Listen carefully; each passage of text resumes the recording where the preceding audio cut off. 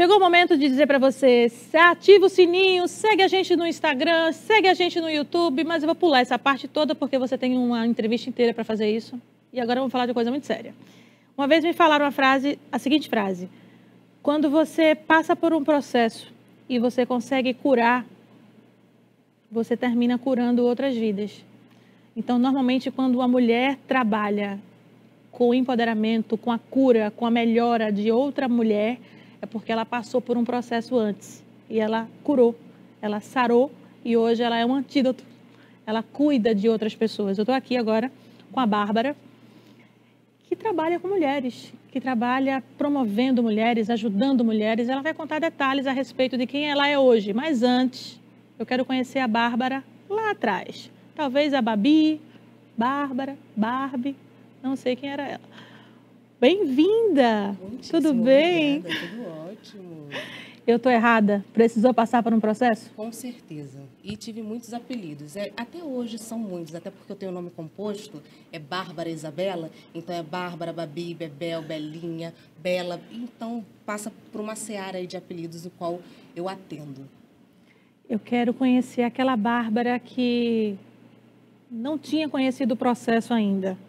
Não sabia o que era problema, que talvez queria só brincar de boneca. Muito. Abra a porta da sua casa, vamos conversar? Vamos embora. Chama a sua criança interior para conversar com a gente agora. Vamos embora.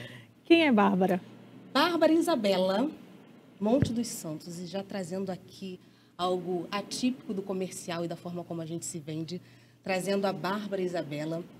Eu sou uma forasteira aqui de Pernambuco, eu sou carioca, do subúrbio do Rio de Janeiro, de Nilópolis. Morei em outros subúrbios também, mas de fato, trazendo a minha criança, essa criança sempre foi uma comunicadora.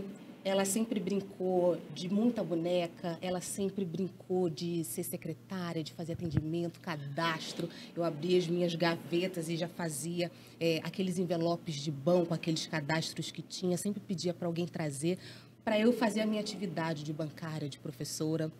Então, essas eram uma das brincadeiras que eu fazia quando estava sozinha.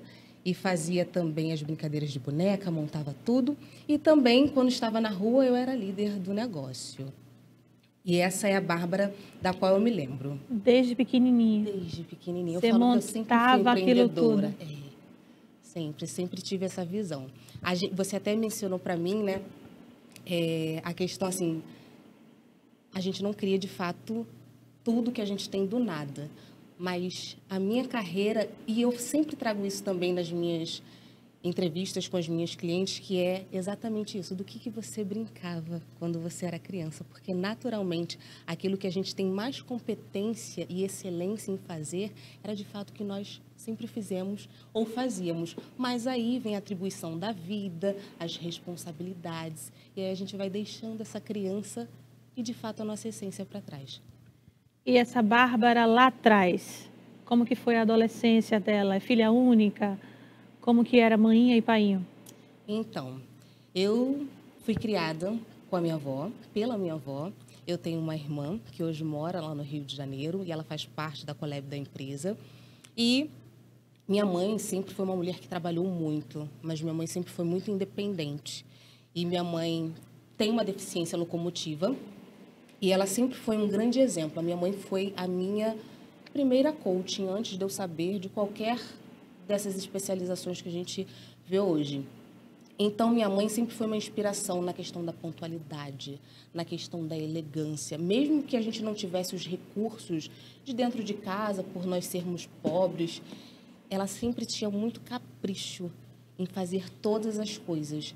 Então, tudo era muito caprichado, tudo era muito organizado, tudo era muito bonito. Não tínhamos uma comunicação diária, porque quando ela saía para trabalhar, eu estava dormindo. E quando ela retornava, eu estava dormindo. Então, como criança, eu nunca trouxe os desafios de criança para minha mãe. Eu sempre tinha essa ideia de ter mais responsabilidade. Isso é algo que uma criança que é criada por uma mãe que trabalha muito carrega. Essa responsabilidade de ou não dar trabalho nenhum ou dar muito trabalho para poder chamar a atenção. Não é verdade?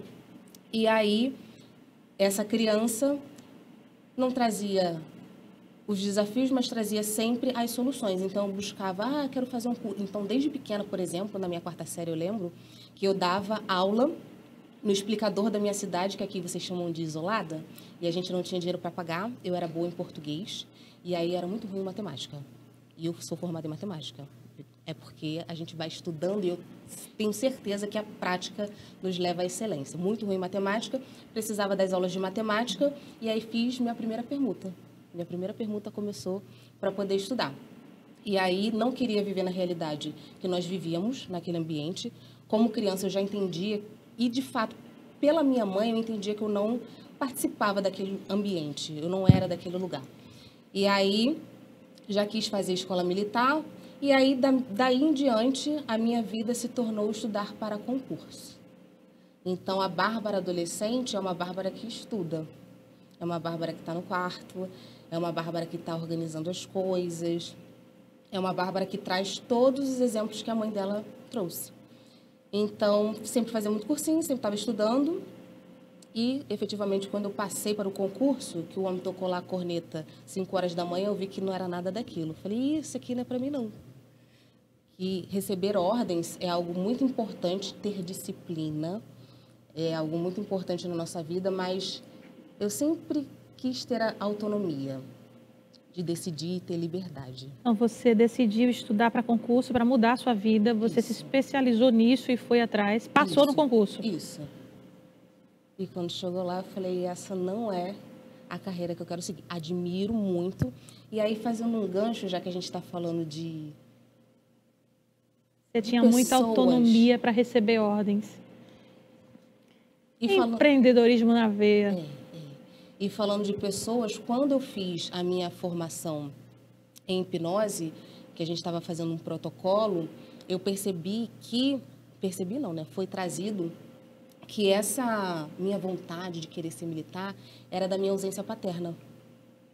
E aí, às vezes, a gente quer tapar um buraco com uma rolha que não é para tapar, mas, graças a Deus, eu tive o conhecimento para entender muitas questões pessoais e que me trouxeram essa realização pessoal muito profunda, porque, de fato, lá, se eu tivesse escolhido permanecer, não seria a minha essência. Não, você estaria talvez frustrada hoje. Exatamente. Quanto tempo você passou lá?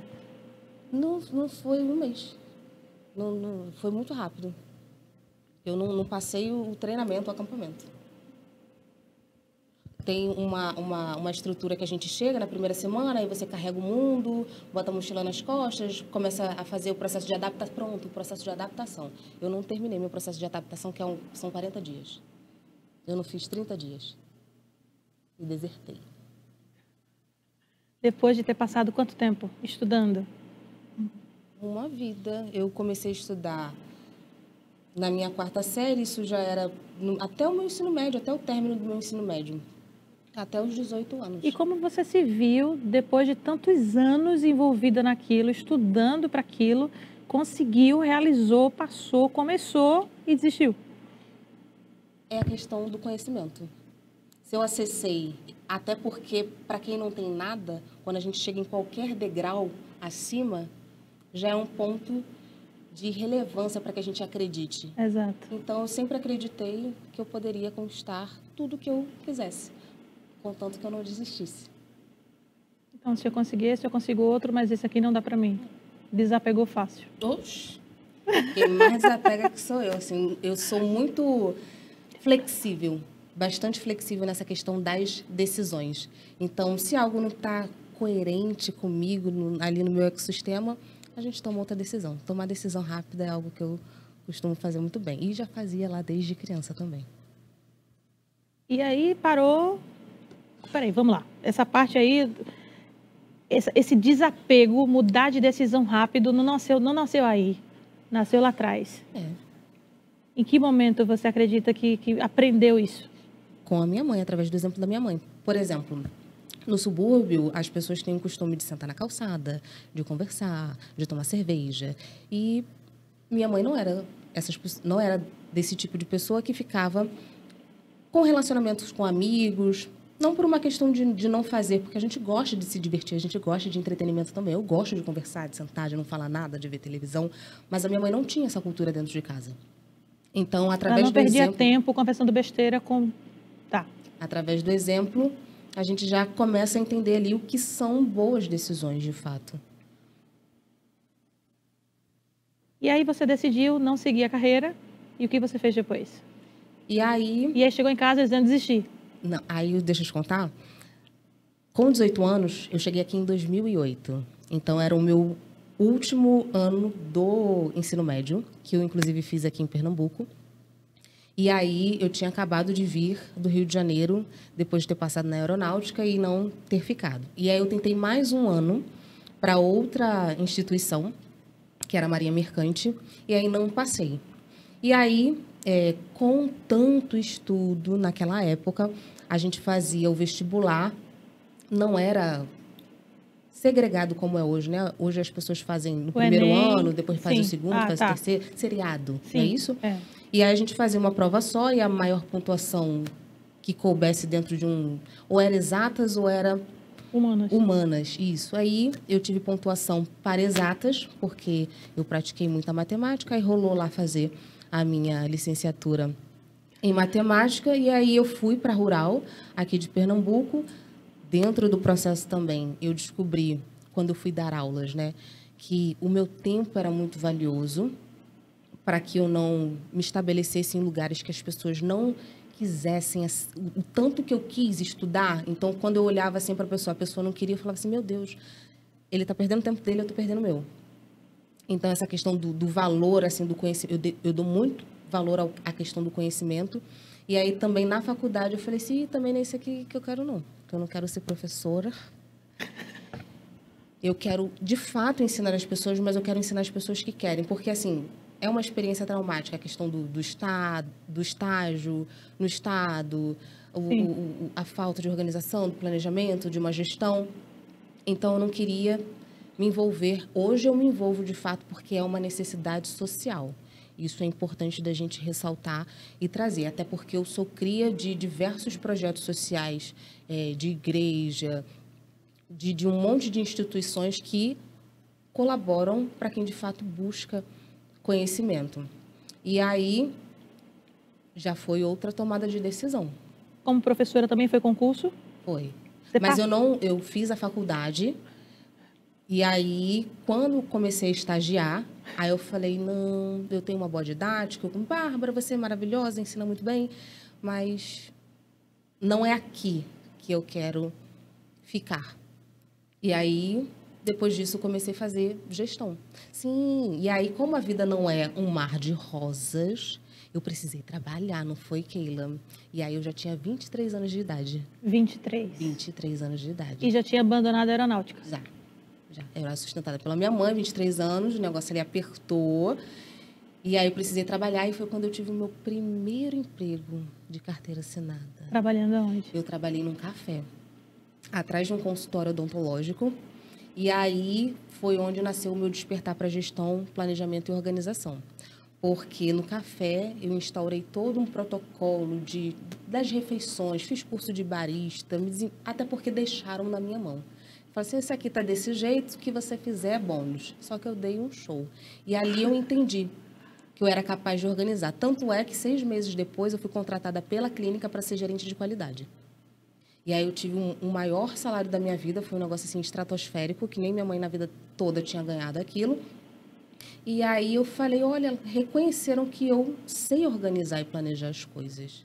Então eu vou fazer uma faculdade de gestão e administração. E aí fui fazer essa formação, fiz, comecei na seara do desenvolvimento pessoal também, em paralelo. E a partir de então, eu não parei mais nessas questões de gestão, produtividade, comunicação, oratória, linguística, neurolinguística, para que eu pudesse desenvolver nas pessoas e nas empresas a possibilidade de um crescimento e de sair dessa esfera, de sair do ambiente comum que a gente vive socialmente e de falar assim, de fato, a gente pode, através de nós mesmos, alcançar o extraordinário, mas não o extraordinário imensurável, o extraordinário utópico, porque para mim, Keila, andar de avião era extraordinário. Você ter qualidade de vida era o extraordinário. O extraordinário já é o patamar se pronto e algo para que a gente tenha de mais palpável, para mim o extraordinário é o próximo patamar. Então, assim, vamos trazer uma classificação básica. Vamos supor que eu estrategicamente queira melhorar de academia para que eu possa me relacionar com outras pessoas para expandir o meu networking. E hoje uma academia não é menos que R$100. Mas eu quero sair da academia de bairro e ir para uma academia melhor. Para isso, a gente tem que ter uma renda que acesse justifique aquele lugar, né? E esse acesso é algo que eu gosto de trabalhar, porque isso já desfaz muita crença da gente. Eu posso estar com 10 centavos no bolso, mas eu posso entrar no melhor restaurante do mundo e me portar como se eu tivesse 1 milhão na minha conta, porque é a questão do ser, não é a questão do ter. Exatamente. Então, eu condiciono através de todas essas ferramentas para que nós sejamos e assim nós conquistemos todos os próximos degraus que a gente quer, todos os próximos extraordinários. Logo no começo eu falei sobre a parte de a cura e termina sarando outras mulheres, e eu tenho certeza que você passou por esse processo. Por que cuidar de mulheres hoje? Por que tratar sobre esse extraordinário das empresas de mulheres? O que é que você precisou passar para que esse nicho fosse algo importante para você? Perfeito, Keila. O tempo. Como eu falei para você, claro que toda a trajetória é importantíssima, mas hoje eu avalio o tempo como algo muito valioso. Então, nós precisamos ser muito estratégicas, principalmente porque nós mulheres carregamos diversas funções. Então, eu tenho muitas mães, mulheres que fazem jornadas quádruplas. Então, quando a gente faz uma determinada ação, a gente precisa ser muito pontual naquilo. Então, às vezes, uma mulher ela precisa de uma ferramenta de gestão.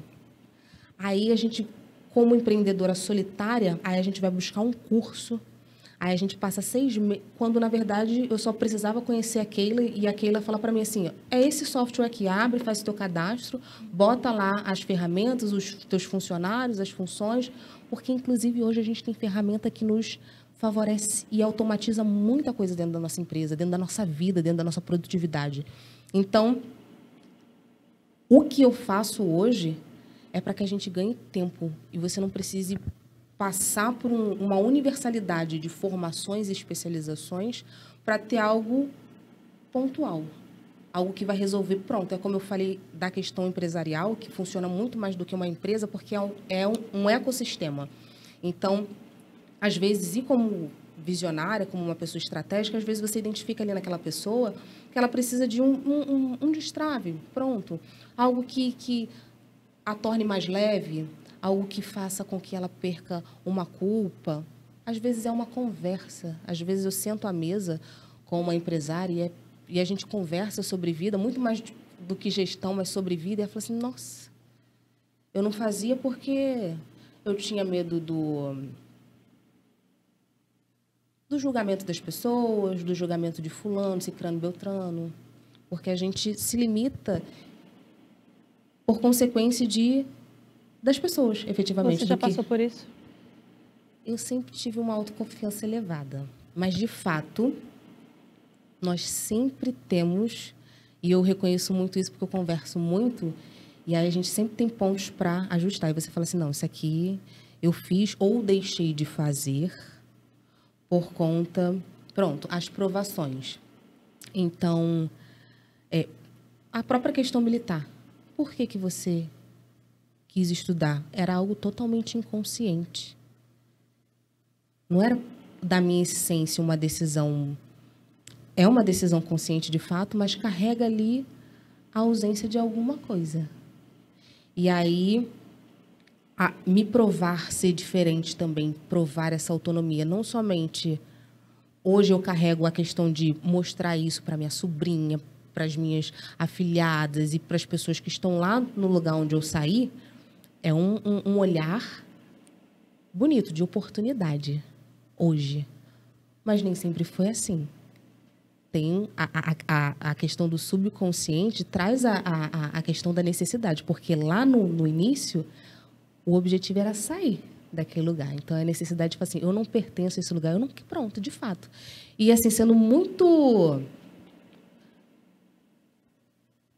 livre aqui para falar com você, se eu não tivesse a minha estrutura familiar, a figura da minha mãe, hoje, certamente, como do jeito que eu sou espivitada, que eu tô polida, bonita, sentada, com a perna cruzada, mas me encontra na ladeira de Olinda no carnaval para tu ver. É. E aí, hoje, naquele ambiente, a Bárbara ela seria a mulher do top do morro. Eu teria pelo menos ali uns 5, 6 filhos. Ia estar andando de short para cima e para baixo, porque é a condição social que o ambiente nos orienta e não tem para onde. O condicionamento que eu tive foi diferente porque eu tinha um exemplo diferente. E ali, de fato, contra o ambiente, é muito difícil você vencer. Muito difícil você vencer um ambiente que não te proporciona oportunidades. Você já se sentiu deslocado? Poxa, mas eu sempre nasci, sou aqui da comunidade. Ah, eu me mudo muito. Ah, não. Deslocado, às vezes, dentro de casa. Deslocado numa festa em família. Deslocado num casamento com várias pessoas da sua família. Parece que você é a pessoa estranha. Quem nunca, né? No caso da Bárbara, ela queria sair daquele ambiente onde ela nasceu e cresceu. E hoje ela é um caso de sucesso para a família dela e para todas as mulheres que estão assistindo ela dentro e fora do Brasil. Ela decidiu sair, estudou, se especializou e saiu. Nós temos colunistas fora do Brasil que têm perguntas a fazer para a Bárbara. Vamos começar com a Marcele? Oi, gente. Olá, Keila, nossa entrevistada. Oi, Brasil. Estão todos bem? Falando aqui de Milão, na Itália. É sempre um prazer falar com vocês, participar dessa conexão mundo com essas histórias maravilhosas. Vocês estão estressados? Não, eu não estou estressada. Mas, infelizmente, hoje em dia tem muita gente estressada, né? Sabemos disso. E você? Como lida com o seu estresse? Arrivederci! Maravilhoso. Como lida com o estresse?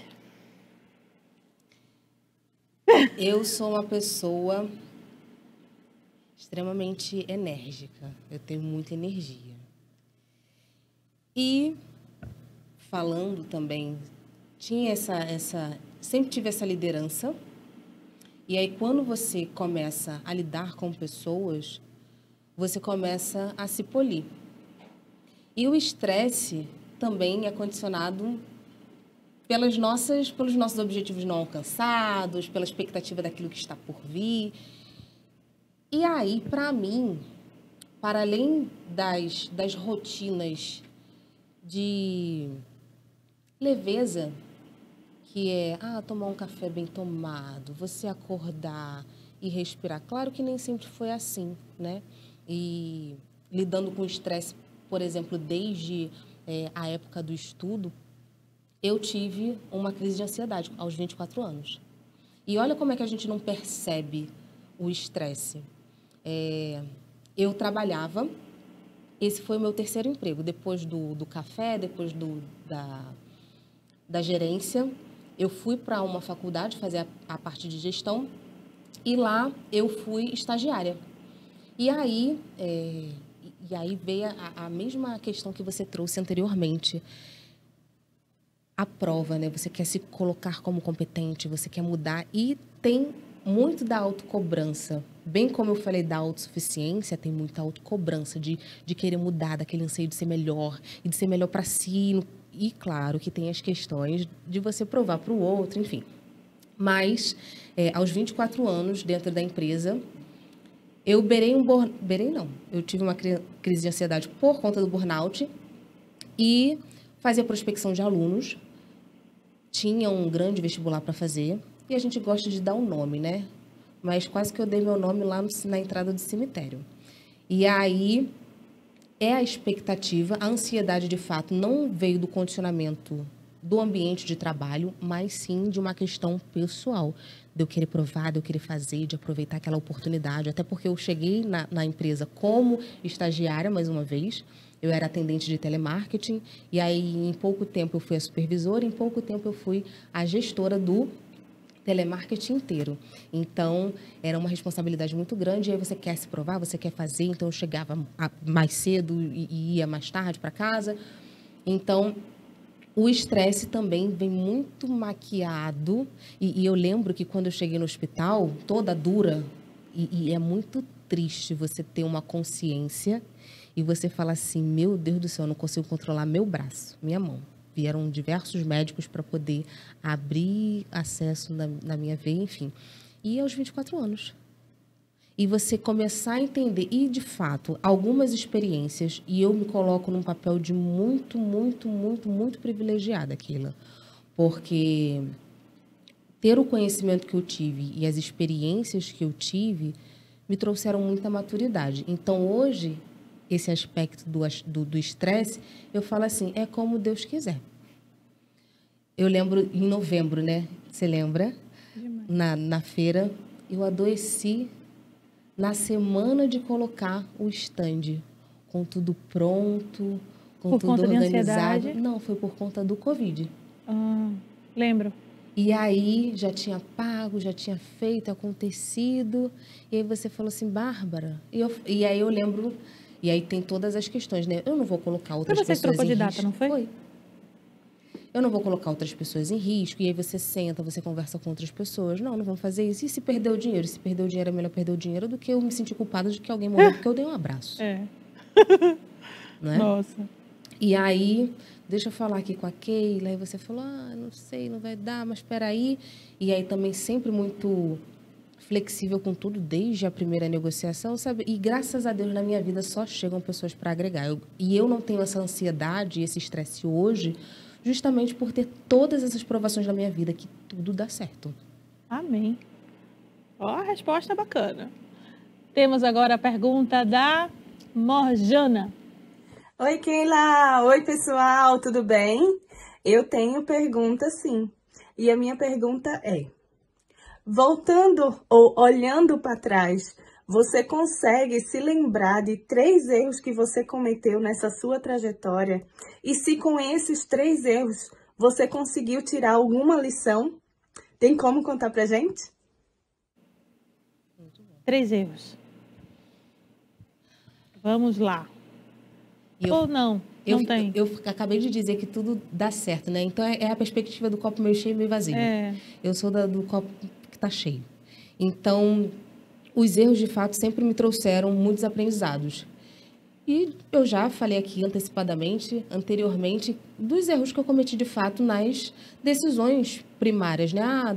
Da escola militar ou da faculdade que eu seria gestora, mas não são erros. São considerados erros hoje, porque não eram exatamente o final da história. Eu acho que o final da história, inclusive, ele nunca chega. Mas eles me trouxeram diversas oportunidades para que eu chegasse onde eu cheguei. Então, eu não considero como erros. Você hoje. Exatamente, eu não vejo como erro. Pergunta agora da Vanessa. Olá, Keila. Olá, Brasil. Que prazer imenso estar participando dessa entrevista maravilhosa. Eu também tenho uma pergunta para fazer para vocês. Aqui estamos nos despedindo já do calor e fazendo uma caminhada na praia, mas não poderia deixar de participar. Eu queria perguntar qual dica você daria para uma pessoa que quer seguir a mesma carreira que você. Seria algo promissor? Nos responde? Respondo sim. De fato, o mais indispensável de tudo é você saber o que você quer. Porque nós somos uma colcha de retalho que nós vamos pegando nessa trajetória de vida.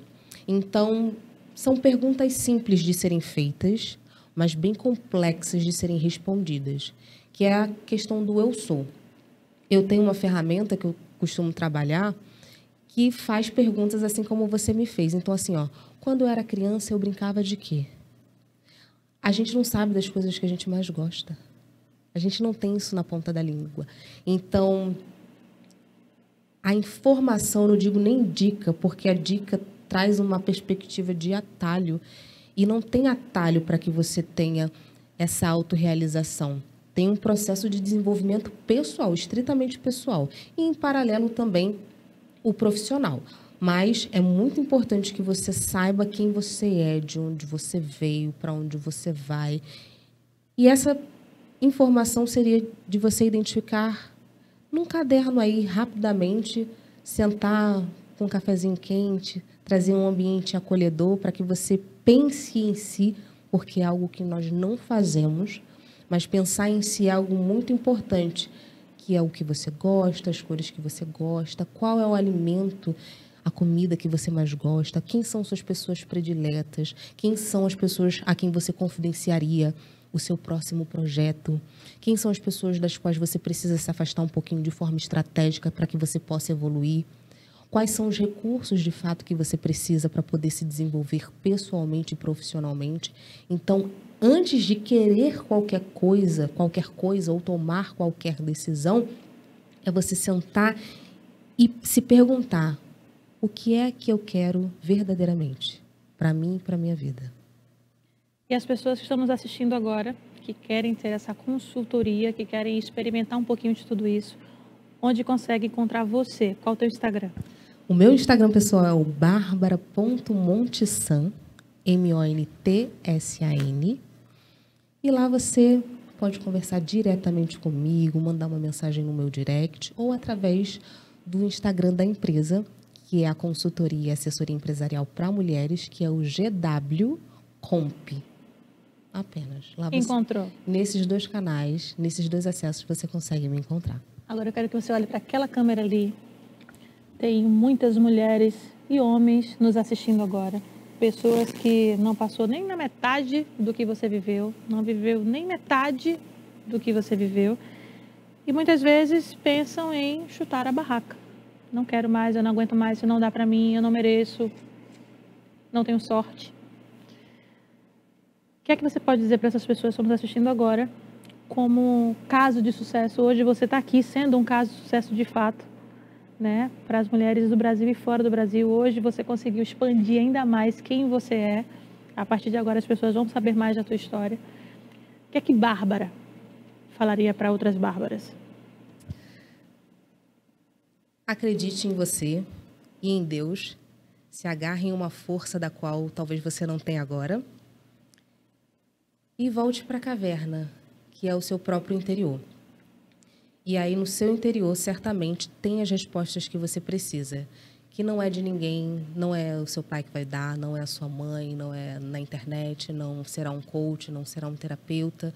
É a estrutura que você precisa, de fato, identificar dentro de você para que você se sinta novamente e para que assim você consiga agir. Então, volta para dentro de si. Escreve um pouquinho, a escrita é terapêutica, escreve lá os seus sentimentos, aquilo que você está passando agora. Aí você entrega para quem você acredita, para aquilo que você acredita, algo superior a você, que seja a sua fé. E aí, a partir disso, você começa a tomar novas decisões e novas ações. Bárbara, obrigada pela sua participação. Eu que agradeço, maravilhosa. Fez sentido para você? Aproveita agora para ativar o sininho, se inscrever no canal e compartilhar para aquela pessoa mais especial para você que precisa assistir essa entrevista. Tchau, tchau.